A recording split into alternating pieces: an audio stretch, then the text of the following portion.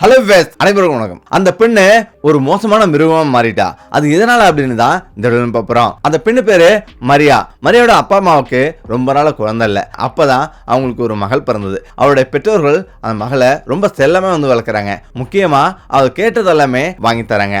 அந்த அளவுக்கு ஒரு செல்லம் தான். அவர் ஒரு ஏழையா இருந்தாலும் மகள் மட்டும் தான் உலகம் அப்படின்னு நினைச்சிட்டு இருக்காரு. இப்ப மரியா படிப்படியா வளர்ந்துடுறா. அவர் ரொம்பவே அழகா இருப்பா. பாக்குறவங்க எல்லாமே அவளை திரும்பி பார்ப்பாங்க. பாக்குறவங்க எல்லாமே இப்படி ஒரு அழகா அப்படின்னு பிரமிப்பாங்க.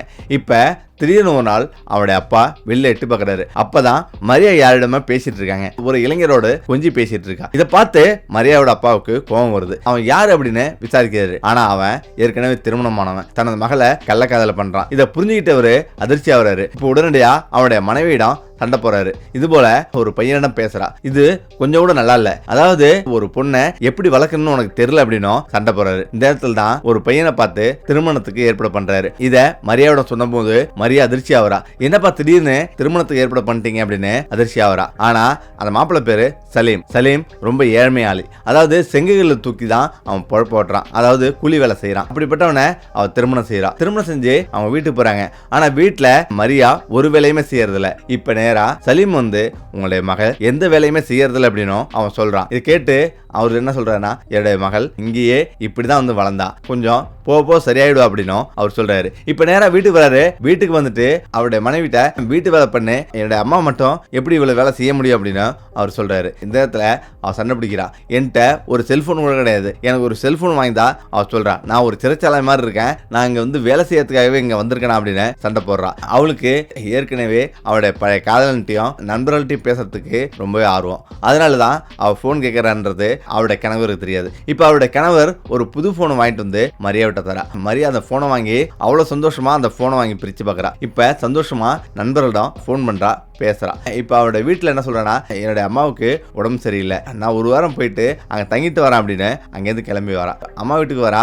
இப்பதான் அம்மா எனக்கு கொஞ்சம் வெளில வேலை இருக்குன்னு சொல்லிட்டு வெளியில போறா. வெளில போயிட்டு அது திரும்ப வரும்போது நிறைய பழம் கறி பணம்லாம் இட்டு வரா. இதை பார்த்து அவளுடைய அம்மா ஏது இவ்வளவு பணம் அப்படின்னு அவங்க கேட்கறாங்க. அம்மா இது ஏதுன்னு கேட்காத, இது என்னுடைய ஃப்ரெண்டுங்கள்ட்ட இருந்து வாங்கிட்டு வந்தது. அதாவது ஒருவேளை சலீமுங்க நான் எங்க போறேன்னு கேட்டா இது போல தர்காவுக்கு போயிருக்கான், அதாவது சாமி கும்பிட போயிருக்கா அப்படின்னு நீ சொல்லு அப்படின்னு அவ சொல்றா. ஏன் இப்படி பண்ற, இதெல்லாம் நல்லதில்லை அப்படின்னும் நண்பர்களிடம் பேசுறேன்னு சொல்ற, ஏதாவது கெட்ட வழியில போனா இது நல்லதில்லை அப்படின்னு அவ திட்டுறா. ஆனா அவன் என்ன சொல்றானா, நீ நினைச்சு பாருமா, தம்பி வளரணும், உங்களுக்கு வயசான காலத்துல வேலை செய்ய முடியாது, அப்பாவுக்கும் வயசாயிடுச்சு, நீங்க இதை எதுவும் பேசாம இருக்கிறது தான் நல்லது அப்படின்னு அவ சொல்றா. இப்ப பேசிட்டே இருக்கும்போது சரி தம்பிக்கு ஃபீஸ் கட்டணும், காசு கொடு அப்படின்னு அவனோட அம்மா சொல்றா. இப்ப சரி அப்படின்னு கொஞ்சம் காசையும் கொடுக்குறா. இப்ப என்ன சொல்றானா, இப்ப நான் வெளில போறேன், வரத்துக்கு ஒரு வாரம் ஆகும் அப்படின்னு சொல்லிட்டு அவன் வெளில கிளம்புறான். இடத்துல தான் சலீமோட அம்மாவுக்கு கால் உடஞ்சிருது. இப்ப அவன் உடனடியா மருத்துவமனைக்கு ஆச்சிட்டு போறான். அவருடைய அம்மா ஆச்சிட்டு போனா மருத்துவர்கள் என்ன சொல்றாங்கன்னா, உங்க அம்மா நடக்கிறதுக்கு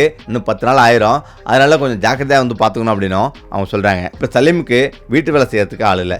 இப்ப நேரா சரி மரியாவை போய் அழைச்சிட்டு வரலாம் அப்படின்ட்டு மரியா வீட்டுக்கு வரான். அவருடைய அம்மா வெளில வரா. இப்ப மரியா எங்கன்னு கேட்கறான். மரியா ஒரு வாரமா உன் வீட்டுல தானே இருக்கா அப்படின்னு அவன் சொல்றான். அப்பதான் ஏற்கனவே மரியா சொன்னது அவளுக்கு ஞாபகம் வருது. அதாவது சலீம் கேட்டா தர்காவுக்கு போயிருக்கேன், கோயிலுக்கு போயிருக்கேன் சொல்லு அப்படின்னு அவ சொல்லிருப்பா. இதை யோசிச்சு பார்த்துட்டு உடனடியா மரியாவோட அம்மா இல்ல இங்க கோயிலுக்கு போயிருக்கா, சீக்கிரமே வந்துருவா அப்படின்னு அவ சொல்றான். இப்பதான் வீட்டுக்குள்ள போயிட்டு மரியாவுக்கு போன் பண்றா. மரியாவுக்கு போன் பண்ணி இது போல சலீம் வந்திருக்கான், சீக்கிரம் இங்க வா அப்படின்னு அவங்க சொல்றாங்க. இப்ப மரியாவும் அங்கிருந்து வரா. அங்கிருந்து வந்தவ புது ட்ரெஸ் போட்டு வந்திருக்கா. அதே போல நிறைய உடை பழம் நிறைய பொருட்கள்லாம் வாங்கிட்டு வந்திருக்கா. இதை பார்த்து ஆச்சரியப்படுறான். இப்ப இந்த பொருள்லாம் ஏது அப்படின்னு அவன் கேட்கறான். இந்த பொருள்லாம் என்னுடைய நண்பர்கள் வாங்கி தந்தாங்க, இதெல்லாம் அவங்க அன்பளிப்பா கொடுத்தது அப்படின்னு அவன் சொல்றான். நீ செய்யறது கொஞ்சம் கூட சரியில்லை, இதெல்லாம் ரொம்ப தப்பு அப்படின்னும் அவன் சொல்றான். உன்னுடைய வேலையை மட்டும் நீ பாரு அப்படின்னு சொல்லிட்டு அவன் போறான். இப்ப நேரா அவங்களுடைய வீட்டுக்கு மரியாவை ஆச்சிட்டு போறான். இப்ப மரியாவோட வீட்டுல அவருடைய மாமியார் இந்த பழம் காய் துணியெல்லாம் பார்த்துட்டு ரொம்பவே ஆச்சரியப்படுறா, ரொம்ப சந்தோஷப்படுறா. இது போல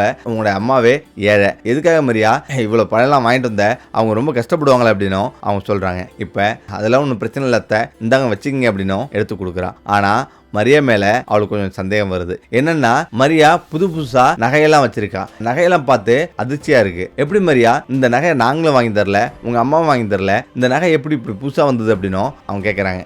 இப்பதான் மரியா சொல்றா, அத்தை இது எல்லாமே கவரிங் நகை, நான் கடைக்கு போனேன் கவரிங் நகை வாங்கிட்டு வந்தோம் அப்படின்னும் அவ சொல்றா. ஆனாலும் மரியாவோட மாமியாருக்கு இது வந்து சந்தேகத்தை கிளப்புது. இவ வந்து நல்ல நகை தான் வச்சிருக்கா, ஆனா எங்கே திருடிட்டு வந்திருக்கா பிறகு அப்படின்னு அவன் மனசுல சந்தேகப்படுறான். இப்போ கொஞ்சம் நேரம் ஆகுது, மரியா வாசல்ல உட்காந்துட்டு அழுதுட்டு இருக்கா. மரியாவோட கணவர் ஏன் இப்படி வந்து அழுகுற அப்படின்னும் அவன் கேட்கறான். அதுக்குதான் மரியா சொல்றான், உன்னுடைய அம்மா என்ன சந்தேகப்படுறாங்க, நான் திருடிட்டு தான் வந்துட்டேன், நான் வெளியில அங்கேயும் இங்கே போறேன் அப்படின்னு சந்தேகப்படுறாங்க அப்படின்னு ரொம்ப வந்து அழுகுறா. இதை கேட்டு மரியாவோட கணவருக்கு மரியா மேல காதல் ரொம்ப அதிகம், பாசம் ரொம்ப அதிகம். அதனால அவனுடைய அம்மாவிட்ட வந்து, ஏமா இந்த மாதிரி சொல்றீங்க, அவன் வந்து நேர்மையான வழியில் தான் இதெல்லாம் வந்து எடுத்துட்டு வந்திருக்கா, இந்த மாதிரி இனிமேல் திட்டாதீங்க, இதுக்கு மேல் திட்டினா என்னுடைய கோபத்தை கட்டுப்படுத்த முடியாது அப்படின்னு சொல்லிட்டு அவன் போயிடுறான். இப்போ 2 நாளாவது மீண்டும் அவங்கள்ட்ட இது போல என்னுடைய அம்மாவுக்கு உடல்நிலை சரியில்லை, நான் உடனே நான் போய் பார்க்கணும் அப்படின்னும் அவன் சொல்றான். மரியாவோட ஹஸ்பண்டு கோவப்படுறான், உனது அம்மாவே எல்லாமே பார்த்துப்பாங்க, அவங்க நல்லா தானே இருக்காங்க அப்படின்னும் அவன் சொல்றான். இப்போ மரியா என்ன சொல்றான்னா, மரியா திரும்பவும் அழுகுறா, எனக்கு எனது அம்மா வீட்டுக்கு போறது கூட உரிமை இல்லையா அப்படின்னு அழுகுறா. இப்போ இதை பார்த்து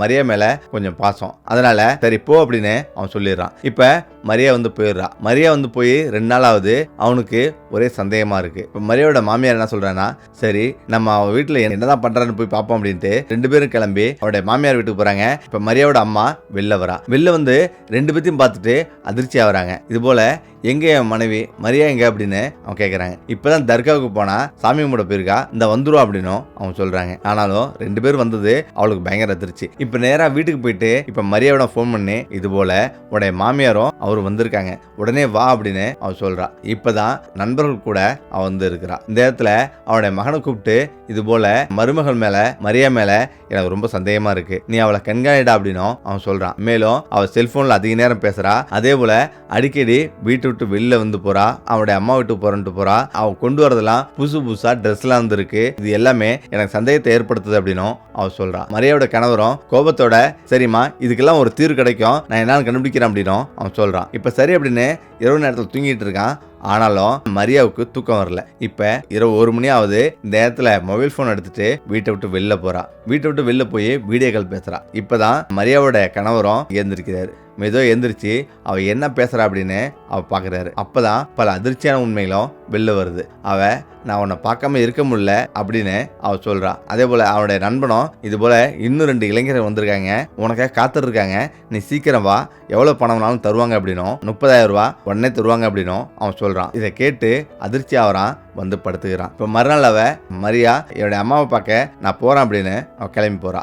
இப்ப 2 பேருமே சேர்ந்து போய் அங்க நிக்கிறாங்க.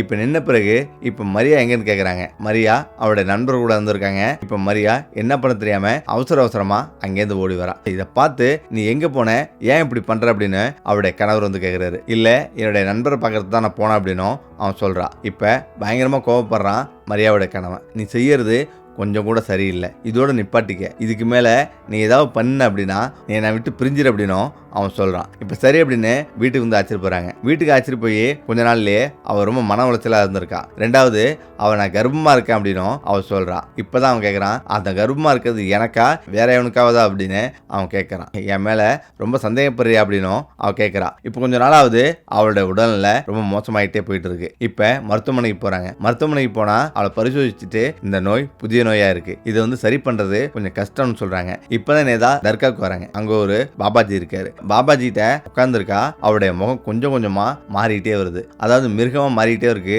இப்பதான் பாபாஜி சொல்றாரு, நீ ஏதோ மிகப்பெரிய ஒரு பாவம் செஞ்சிருக்க, அந்த பாவத்தோட விளைவுதான் இப்படி மாறிட்டு வர அப்படின்னும் அவர் சொல்றாரு. கொஞ்சம் கொஞ்சமா மாறி அவருடைய உடல் முழுவதும் நீள் நீளமா முடி முளைக்குது. அங்க உள்ள மக்கள் எல்லோருமே இப்படி ஒரு பாவம் செஞ்சிட்டாலே அந்த பாவத்துக்கு தான் இப்படி வந்து அனுபவிக்கிற அப்படின்னு எல்லோரும் பேசிக்கிறாங்க. அவ வலியால துடிக்கிறா. இப்ப அவருடைய கணவரும் வராரு. எல்லோரும் அழுகுறாங்க. இப்ப உடனடியா அந்த இடத்த விட்டு மரியா ஓடுறா. எங்க ஓடுனா அப்படின்னு யாருக்குமே தெரியல. இப்ப எல்லோருமே மரியா எங்க அப்படின்னு தேடுறாங்க. மரியாவோட கணவர் காடு முழுவதும் தேடுறாரு. இப்ப மரியா ஒரு காட்டு பகுதியில ஒரு ஓரமா இறந்துடுறா. இப்பதான் பாபாவிட்ட மரியா கணவர் கேட்கிறாரு. இது போல அவருடைய வயிற்றுல குழந்தை இருக்கு அப்படின்னும், குழந்தைக்கு என்ன ஆகும் அப்படின்னும் அவர் சொல்றாரு. அந்த குழந்தை உன்னுடைய குழந்தை இல்ல, அந்த குழந்தை பிறக்கவே பிறக்காது, ஏன்னா அது அப்பவே அழிஞ்சிச்சு அப்படின்னும் அவர் சொல்றாரு. இப்ப அவ காட்டுல கிடக்குறா. அவளை எடுத்துட்டு போயிட்டு எல்லோரும் அடக்கம் பண்றாங்க. அசாதாரண சூழ்நிலை ஏற்படுது. அதாவது அங்குள்ள மக்கள் எல்லோருமே இப்பதான் வந்து உணர்றாங்க, யாரோ ஒருத்தவங்க தப்பு செய்யறாங்களோ அவங்க தண்டனையை அனுபவிச்சு தான் ஆகணும் அப்படின்னு எல்லோரும் புரிஞ்சுக்கிறாங்க.